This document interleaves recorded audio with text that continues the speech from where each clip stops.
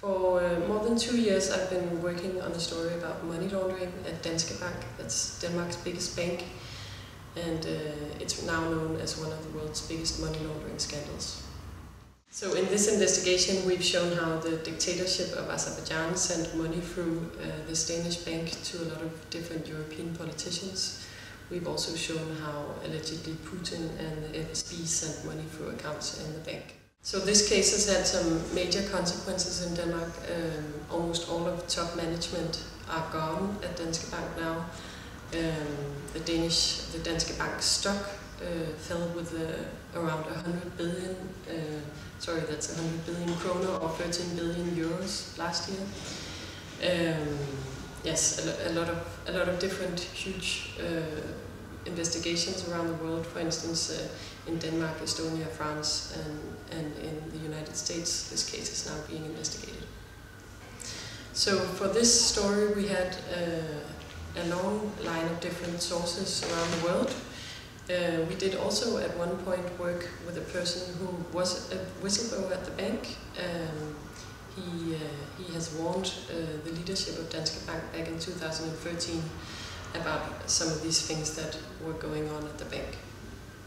So I feel very lucky to be working in Denmark as a journalist, working in Europe as a journalist. In general, we have much better protection than, for instance, some of these colleagues that I've worked on this project with, people like Khadija Ismailova in Azerbaijan, who's been to prison for just doing her job.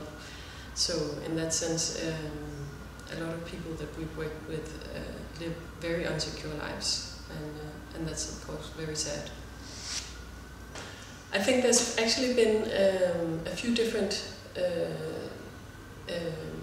impacts on society in general, especially in Denmark. We've had new laws imposed on the financial sector, but also I find that it's interesting to see that a sort of new moral codex has grown in the financial sector in Denmark.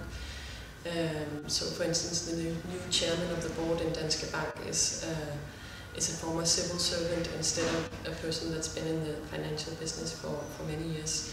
And he was picked, when he was picked, they talked about a new moral compass, a new integrity. So I think we are seeing, at least for some time, some changes in the way that the financial business in Denmark is seen.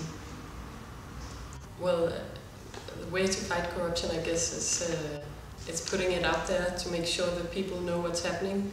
I found it was very interesting, for instance, in Azerbaijan, a place where people normally would be very afraid to demonstrate in the streets. After we did the stories about the Azerbaijani laundromat, a lot of people gathered in the center of Baku and demanded their money back, the money that was siphoned through Danske Bank. So of course people or the public can only do anything about it if it's made, if the information is made publicly available to begin with.